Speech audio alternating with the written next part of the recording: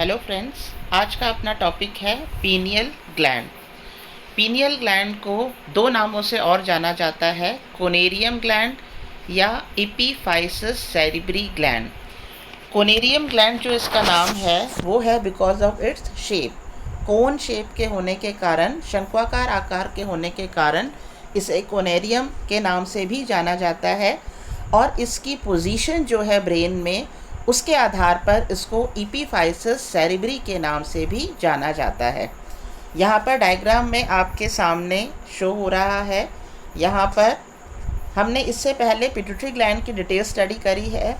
तो pituitary gland हमने क्या बताया था कि हाइपोथैलेमस डायंसेफेलॉन वाला जो भाग है फोर ब्रेन में, उसमें हाइपोथैलेमस के नीचे या डायंसेफेलॉन के फर्श वाले भाग में जो है पाई जाती है पिट्यूटरी ग्लैंड।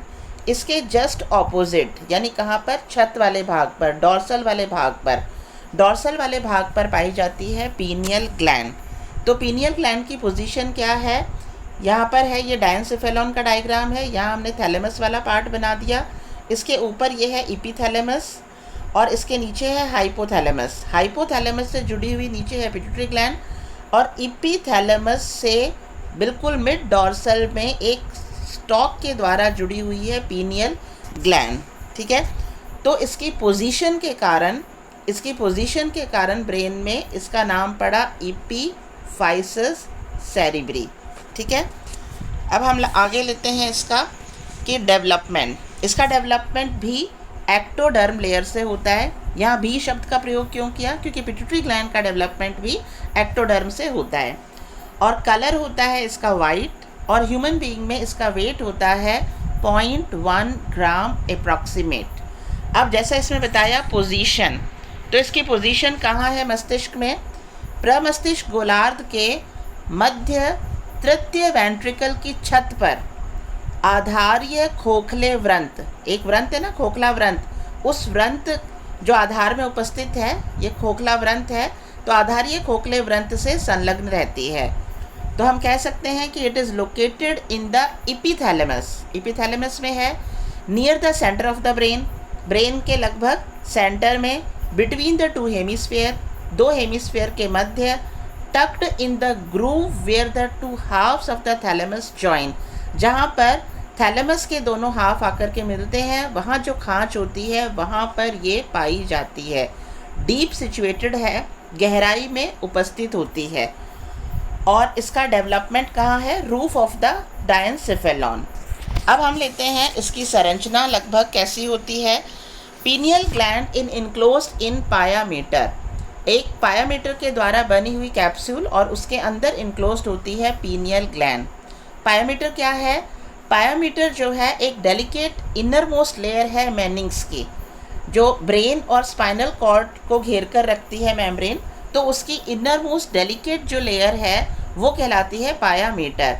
तो पीनियल ग्लैंड भी पायामीटर में इनक्लोज्ड होती है, पायामीटर द्वारा रचित संपुट में बंद रहती है। इस संपुट, यहाँ ये डायग्राम शो किया है, जैसे ये एक संपुट है जो पायामीटर से बना है, तो इस संपुट भाग से विकसित अनेक पट, ये पट आ रहे हैं जो सेंटर की तरफ आ रहे हैं, सेप्टा पट जो कहाँ पर आ रहे हैं, सेंटर की तरफ आ रहे हैं। तो पायामीटर वाला जो भाग है, इस पायामीटर वाले भाग से जो है क्या होते हैं, अंदर की तरफ अनेक पट जो है वो केंद्र की तरफ, अंदर की तरफ विकसित होते हैं, निकले हुए रहते हैं। अब हम लेते हैं इसमें पाई जाने वाली कोशिकाएं। पीनियल ग्लैंड में दो तरह की सेल्स पाई जाती हैं। एक तो पीनियल ग्लैंड की सेल्स हैं, इसीलिए इनका नाम दे दिया पिनियलोसाइट्स। एक्चुअली में पिनियलोसाइट्स जो सेल्स होती हैं, they are modified nerve cells. ये तंत्रिका कोशिकाओं का ही रूपांतरण है। और पिनियलोसाइट्स जो सेल्स होती हैं, ये अनियमित आकृति की होती हैं और इनमें सूक्ष्म प्रवर्त यानी डेंड्राइट्स जो होते हैं वो छोटे साइज़ के होते हैं। तो pinealocytes are actually modified nerve cells, और इनके बीच बीच में इनको सपोर्ट करने वाली जो कोशिकाएं पाई जाती हैं, उन कोशिकाओं को कहते हैं इंटरस्टिशियल सेल्स या न्यूरोग्लियल सेल्स, जो क्या करती हैं, पिनियलोसाइट सेल्स को सपोर्ट करती हैं। और ये जो इंटरस्टिशियल सेल्स हैं या न्यूरोग्लियल सेल्स हैं, इन सेल्स में जो केंद्रक होता है वो छोटा होता है और डार्क कलर का होता है। अब पीनियल ग्लैंड का नाम पीनियल कैसे पड़ा? पीनियल ग्लैंड वास्तव में क्या है? पीनियल आई का अवशेषी अंग माना जाता है। पीनियल आई यानी थर्ड आई, तृतीय नेत्र। तृतीय नेत्र जो कुछ लोअर जो कॉर्डेट्स होते हैं, जैसे पीशेस हैं, एम्फीबिया हैं, रेप्टाइल्स हैं, और उनमें बेस्ट एग्जांपल हम लेते हैं स्फिनोडॉन। स्फिनोडॉन वास्तव में क्या है? Sphenodon is living fossil of reptile Rhynchocephala. Mesozoic era सरीसृपों का स्वर्णकाल माना जाता है। तो उस टाइम पर रिंकोसेफेला जो रेप्टाइल्स थे वो बहुत ज़्यादा संख्या में थे, और उनमें से अब एक ही लिविंग फॉसिल बाकी है जो है स्फिनोडॉन। इस स्फिनोडॉन में जो पीनियल ग्लैंड है उसके दो हिस्से हैं, एक है पैरापीनियल पार्ट और दूसरा है एपिफाइसिस पार्ट। तो पैरापीनियल जो पार्ट है इसका, यह करोटी की छत पर खुलता है, यानी स्कल जो है उसके छत पर खुलता है, और इसे तृतीय नेत्र कहते हैं। अब इसे तृतीय नेत्र या थर्ड आई क्यों कहते हैं? क्योंकि इसके अंदर जो सेल्स हैं वो सेल्स जो रेटिना की दृक कोशिकाएं हैं यानी फोटो रिसेप्टर सेल्स हैं उसके समजात होती हैं। यानी हम कहते हैं कि इनकी जो सेल्स हैं, पैरापीनियल बॉडी की जो सेल्स हैं, ये क्या हैं? फोटो रिसेप्टर्स हैं, और फोटो यानी लाइट को जो है रिसीव करके ये ब्रेन तक सूचना पहुंचाने का कार्य करती हैं। और एपिफाइसिस वाला जो भाग होता है इसका वो गहराई में स्थित होता है। तो इस तरह से लोअर कॉर्डेट्स जो होते हैं कुछ पीशेस में, एम्फीबिया और रेप्टाइल्स में, ये जो पीनियल ग्लैंड है ये पीनियल आई का अवशेषी अंग ही माना जाता है, और इनमें फोटोरिसेप्टर सेल्स होते हैं। यह विश्वास किया जाता है कि इन जंतुओं में तृतीय नेत्र उन कार्यकीय क्रियाओं का संचालन करता है जो तापमान और प्रकाश की अवधि के द्वारा प्रभावित होते हैं। यानी वो फिजियोलॉजिकल एक्टिविटीज़ जो किसके द्वारा नियंत्रित होते हैं या संचालित किए जाते हैं? Duration of light and temperature. क्योंकि जितने समय तक टेम्परेचर ज़्यादा है या प्रकाश ज़्यादा है तो फोटोरिसेप्टर सेल्स जो पीनियल ग्लैंड में उपस्थित हैं वो क्या करती हैं? उनको रिसीव करती हैं और उनको कहाँ पहुँचाती हैं? उनको पहुँचाती हैं ब्रेन वाले भाग तक, और उसके अनुसार जो है क्या होती हैं? बाकी फिजियोलॉजिकल एक्टिविटीज़ का संचालन होता है। तो ये चीज़ किस में होती है? In some lower chordates like amphibia, reptiles and fishes. इन जंतुओं में पैरापीनियल अंग पक्षियों और स्तनियों के पैरापीनियल अंग से भिन्न होता है। यानी हायर जो कॉर्डेट्स हैं, एवीज और मैमेल्स, इन एवीज और मैमेल्स में जो पैरापीनियल अंग है उसके अंदर फोटो रिसेप्टर सेल्स नहीं होती हैं। एवीज और मैमेल्स में फोटो रिसेप्टर सेल्स नहीं होती हैं। तो पीनियल ग्लैंड केवल क्या मानी जाती है? थर्ड आई का अवशेषी अंग। अब हम लेते हैं connection between pineal gland and development of gonads, कि what is the connection between pineal gland and development of gonad. वैज्ञानिकों ने कई प्रयोग किए और प्रयोगों के द्वारा पाया कि जिन जंतुओं में पीनियल ग्लैंड को नष्ट कर दिया जाता है उनके जो गोनैड्स हैं वो सामान्य जंतुओं की अपेक्षा अधिक विकसित हो जाते हैं, और जन्मांध शिशुओं में यानी जो जन्म से अंधे हैं शिशु, उनमें जो प्यूबर्टी की एज है, यौन अवस्था है, वो शीघ्र आ जाती है। क्योंकि प्रकाश प्रेरणाओं के अभाव में, अब हमने क्या पढ़ा कि लोअर कॉर्डेट्स में क्या होता है, जो पीनियल ग्लैंड हैं इनमें जो सेल्स हैं वो फोटोरिसेप्टर प्रकार के हैं, ठीक है। अब अंधा है तो इसमें क्या होगा? जन्मांध शिशु है तो उसके अंदर क्या होगा? जो रेटिना से जो सूचनाएं ब्रेन तक जा रही हैं वो नहीं पहुंचेंगी, और इसके अभाव में क्या होगा? मेलेटोनिन का सिक्रीशन कम होगा या अपेक्षाकृत मात्रा में नहीं होगा, ठीक है। तो प्रकाश प्रेरणाओं के अभाव में मेलेटोनिन की अपेक्षित मात्रा जितनी होनी चाहिए उसका स्रवण कम होगा। तो ये कुछ एक्सपेरिमेंट के द्वारा पाया। अब इससे ये रिज़ल्ट निकाल सकते हैं हम, यहाँ आप देखो इसमें मैंने बताया है, जैसे यहाँ पर है प्रकाश, सोलर लाइट, एनवायरनमेंट में जो भी रोशनी है उस रोशनी का प्रभाव गोनैड पर कैसे पड़ रहा है। तो डायरेक्ट तो प्रभाव पड़ नहीं रहा, किसके थ्रू पड़ रहा है, through pineal gland, through pineal gland. तो सोलर लाइट या पर्यावरण में जो भी रोशनी है, प्रकाश है, तो उसको रिसीव किया जाता है किसके द्वारा, रेटिना के द्वारा। किसके द्वारा रिसीव किया जाता है, फोटोरिसेप्टर सेल्स के द्वारा। और फोटोरिसेप्टर सेल्स इनको ये जो लाइट रिसीव की है इसको नर्व इम्पल्सेस या सिंपैथेटिक नर्व्स के द्वारा तंत्रिका आवेग जो है ये पहुंचा दिया जाता है पीनियल ग्लैंड में।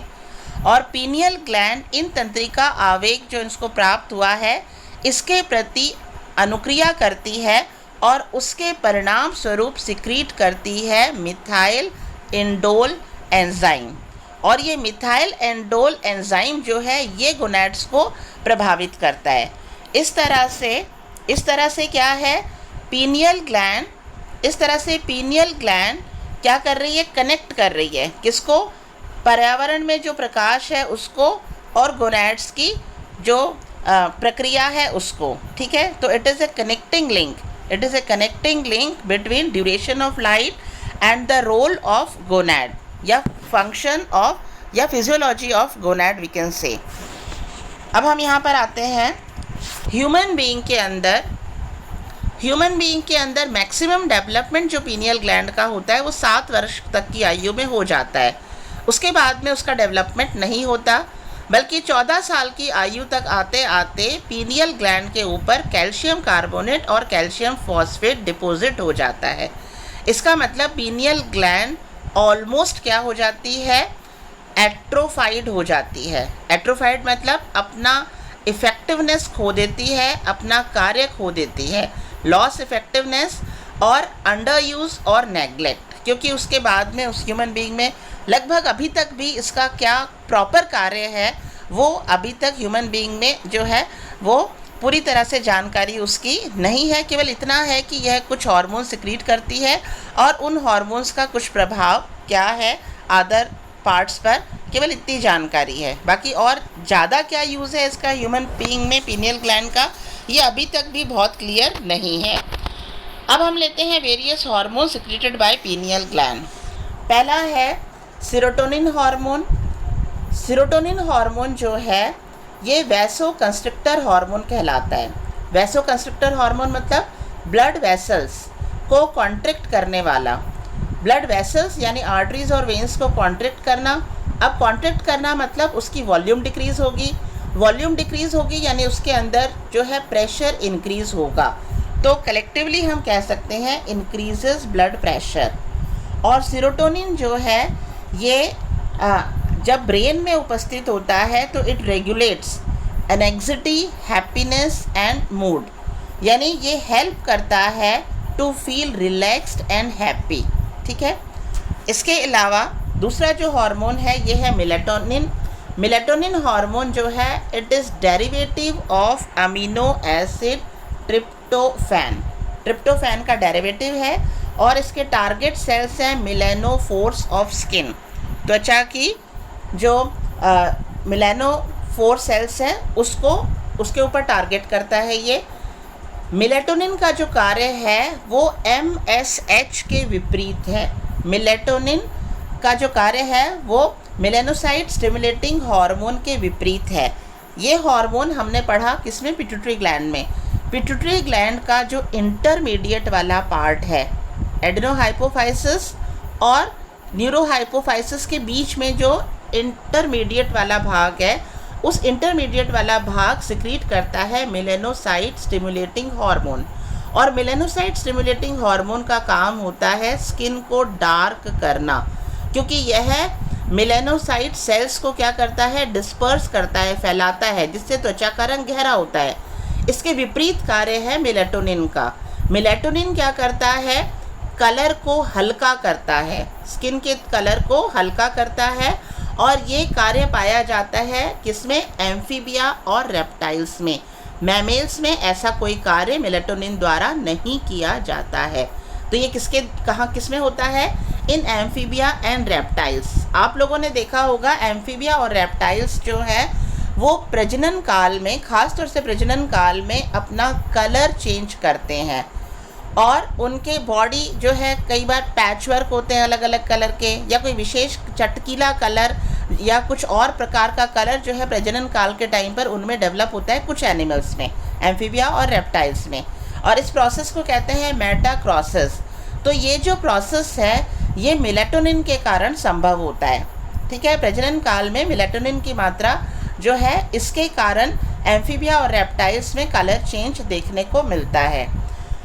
अब मेलाटोनिन का अधिक सिक्रीशन होता है अंधकार के टाइम पर, यानी जितना ज़्यादा अंधेरा होगा उतना मेलाटोनिन पिगमेंट अधिक सिक्रीट होगा, और जितनी ब्राइट लाइट होगी उतना ही मेलाटोनिन पिगमेंट कम सिक्रीट होगा।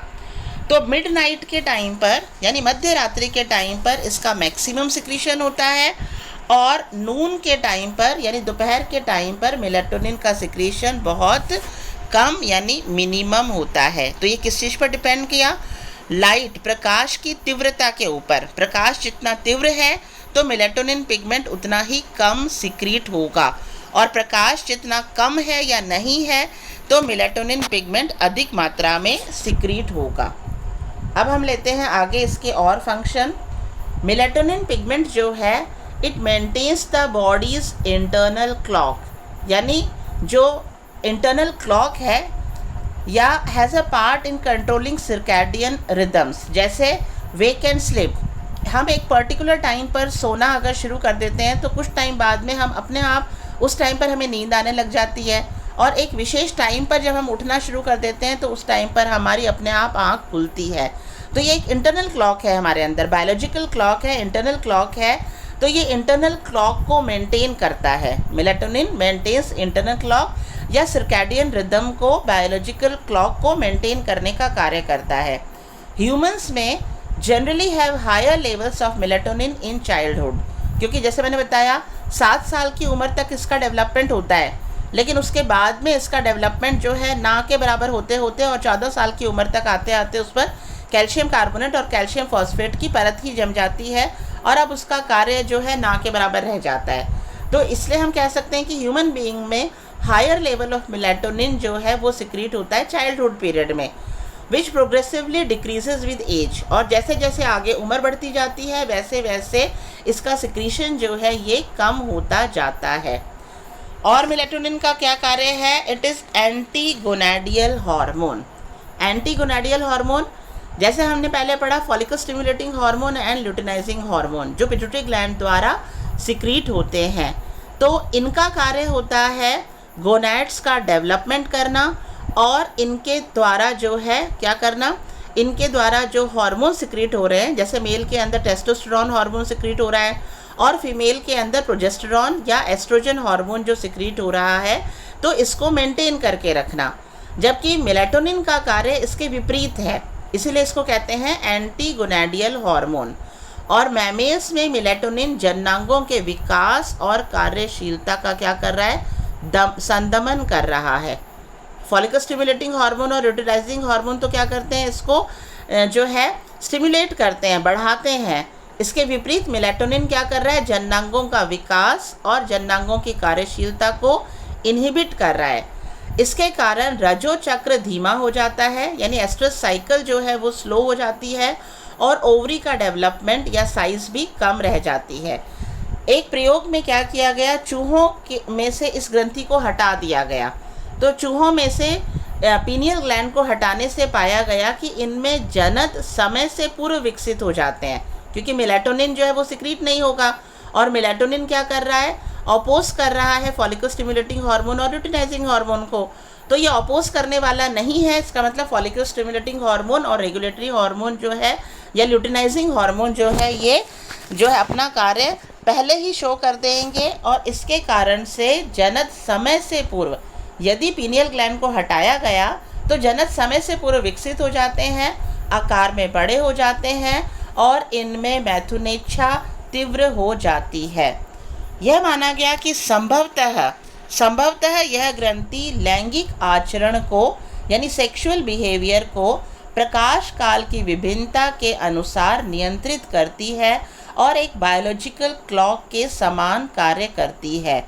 इसीलिए मेलाटोनिन को सेक्सुअल बायोलॉजिकल क्लॉक हार्मोन भी कहते हैं। जैसे यहाँ बताया है कितना फोटो पीरियड है उसके हिसाब से सेक्सुअल बिहेवियर होगा, तो इसको बीच में मीडिएटर का काम कौन कर रहा है? Biological clock. तो बायोलॉजिकल क्लॉक के समान कार्य कर रही है कौन? Pineal gland. तो pineal gland acts as a biological clock, यानी लैंगिक आचरण पर फोटो पीरियड कितना है उसके द्वारा नियंत्रित करना। बीच में कौन नियंत्रित कर रहा है? ये पीनियल ग्लैंड नियंत्रित कर रही है। ये हम पहले ही पढ़ चुके इसमें कि जन्मांध शिशुओं में यौनावस्था शीघ्र आ जाती है, क्योंकि उसमें क्या है? पीनियल ग्लैंड को उसमें प्रकाश की किरणें जो है, ये प्रकाश प्रेरणाओं का अभाव है। जन्मांध है तो प्रकाश प्रेरणाएं नहीं पहुंचेंगी, और प्रकाश प्रेरणाओं के अभाव से मेलाटोनिन की अपेक्षित मात्रा भी सिक्रीट नहीं होती है। ठीक है। और ये जैसे आपको बताया कि its function is not fully understood in human beings में अभी तक भी इसका पूरी तरह से क्या फंक्शन है ये अभी भी क्लियर नहीं है। Researchers do know that it produces and regulates some hormones including melatonin, and melatonin is best known for the role it plays in regulating sleep pattern. वैज्ञानिक इतना जानते हैं कि ये कुछ हार्मोन्स को प्रोड्यूस करता है और कुछ हार्मोन्स को रेगुलेट करता है, जिनमें से एक है मेलाटोनिन। ये ह्यूमन बीइंग की बात हो रही है। जिनमें से एक है मेलाटोनिन, और मेलाटोनिन का बेस्ट रोल क्या है इसमें? रेगुलेट स्लीप पैटर्न, यानी सोने उठने की जो प्रक्रिया है, टाइम है, बायोलॉजिकल क्लॉक है, उसको नियंत्रित करना ह्यूमन बीइंग में। अब आता है third hormone secreted by pineal gland is adrenoglomerulotropin hormone. नाम से ही पता चल रहा है कि ये जो हार्मोन है ये एड्रीनल ग्लैंड का जो कॉर्टेक्स वाला भाग है, उस कॉर्टेक्स वाले भाग में भी, एड्रिनल ग्लैंड के कॉर्टेक्स वाले भाग में 3 जोन होते हैं, 3 पार्ट होते हैं। जोना ग्लोमेरुलोसा, जोना फैस्युलेटा एंड जोना रेटिक्यूलेटा, जिनमें से ये जो हार्मोन है एड्रिनोग्लोमेरुलोट्रोपिन हार्मोन, ये जोना ग्लोमेरुलोसा को स्टिमुलेट करता है, और इसके अनुसार जो है यह जोना ग्लोमेरुलोसा प्रोड्यूस करता है क्या? Aldosterone hormone. तो इस तरह से हमने पढ़ा किसके बारे में? About pineal gland. ठीक है। तो ये हो गया टॉपिक हमारा pineal gland. That's all about the topic.